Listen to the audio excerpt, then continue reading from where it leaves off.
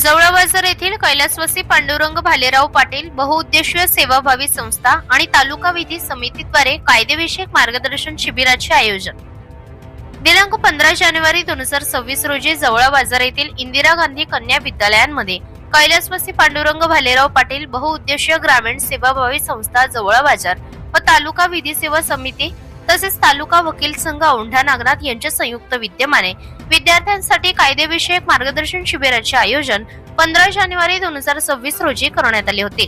कार्यक्रमाच्या अध्यक्षस्थानी advocate I.J. Shaikh होते, तसेच तालुका विधी सेवा समिती मार्फत न्यायाधीश लोमटे मॅडम हजर होत्या।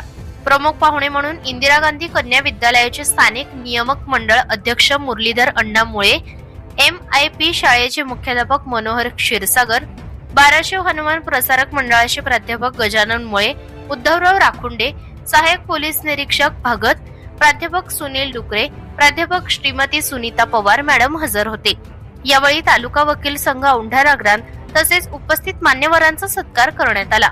कायदेविषयक मार्गदर्शन शिबिर कार्यक्रमाच्या प्रसंगी माननीय न्यायाधीश महोदयांनी विद्यार्थिनींना कायद्याविषयक तसेच अपराध कसे घडतात आणि त्यापासून सुरक्षितता कशी बाळगावी तसेच अपराध घडू नये याबाबत मार्गदर्शन केले। कायदेविषयक मार्गदर्शन कार्यक्रमाप्रसंगी advocate S.U. Hake, S.D. दशरथे, R.U. ढेंबरे, S.G. मुळे, रामजी कांबळे, A.V. डोबळे, रहीम कुरेशी, S.S. कदम यांनी विद्यार्थ्यांना अपराध कसे घडतात आणि त्यापासून कशी सावधानता बाळगावी याबद्दल कायदेविषयक मार्गदर्शन केले। यावेळी शिवनेरी प्राथमिक शाळा, इंदिरा गांधी कन्या शाळा, MIP माध्यमिक शाळा या शाळांचे विद्यार्थी कायदेविषयक मार्गदर्शन शिबिरास हजर होते। यावेळी ओम दशरथे यांनी सूत्रसंचालन केले, तर कायदेविषयक मार्गदर्शन शिबिर कार्यक्रमाचे आयोजन ॲडव्होकेट नितीन भालेराव यांनी केले होते। न्यूज 91 मराठीसाठी नागनाथ मुळे, औंढा नागनाथ। हे सगळं जे आहे तर त्याच्यामध्ये फक्त कायदेबद्ध केलेलं आहे ह्या सगळ्या गोष्टी, आणि त्याच्यासाठी त्याचं जर तुम्ही उल्लंघन केलं तर मग त्याच्यासाठी शिक्षा सुरू होतात। तर आता सामाजिक कायदे म्हणजे कायदे कसे बदलतात बघा, काळाची जशी गरज असते तशा कायद्यांमध्ये बदल होत असतात। आता हा जो आहे पॉक्सो ऍक्ट म्हणतो आपण, म्हणजे सर्वांना तोच नाव माहिती की पॉक्सो ऍक्ट म्हणजे काय की बाबा पालकांचे लैंगिक अत्याचारांपासून संरक्षण। तर ही गरज का वाटली? हा कायदा 2012 ला अस्तित्वात आला।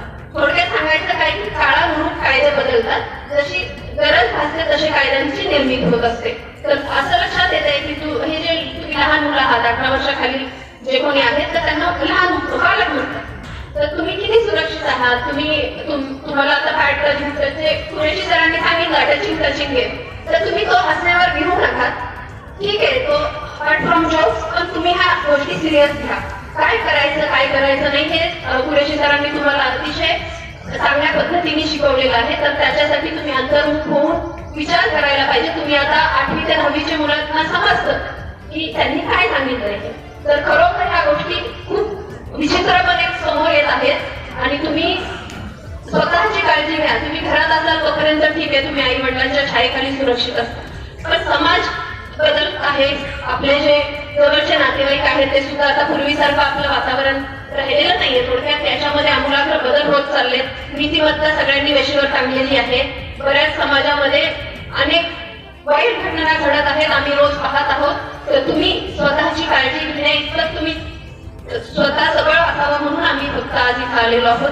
तर कुरेशी सरांनी जे काही सांगितलंय ते अतिशय महत्वाच्या गोष्टी आहेत। तुमच्या दैनंदिन जीवनामध्ये तुम्हाला काय काळजी घ्यायची आहे हे मी तुम्हाला गोष्टीच्या आणि गेम स्वरूपात सांगितलेले आहे। त्यानंतर हाके साहेबांनी जे सांगितलं आपल्याला, त्यांनी ठीक आहे तुमच्या सेफ्टीच्या बद्दल कुरेशी सरांनी सांगितलं, जे सुरुवातीला तुम्हाला अगदी पहिल्यांदा जे बोलले त्यांनी, आणि त्याच्यानंतर जे हाके साहेबांनी तुम्हाला सांगितलं की रस्त्याने जाताना काय नियम पाळावेत, काय कसं चालावं किंवा काय। तर आपल्या हक्काबाबत आपण जागरूक आहोतच, असलंच पाहिजे, पण आपले काय कर्तव्य आहे त्याच्यासाठी सुद्धा तुम्ही तेवढ्याच काळजीने वागलं पाहिजे, गुरुजनांचा मान राखला पाहिजे, शाळेतल्या जे काही आता तुमच्या वस्तू आहेत त्यांचं संरक्षण केलं पाहिजे, त्यांची काळजी घेतली पाहिजे। त्याच्यानंतर आता तुम्ही 10वी 12वीला आहात, 12वीचे पण मुलं आहेत, तर मग तुमचे टार्गेट आता तुम्ही सेट केले पाहिजेत, बरोबर? तुम्हाला काय बनायचंय, मग त्याच्यासाठी काय अभ्यास करावा लागतो, मग कोणाचं मार्गदर्शन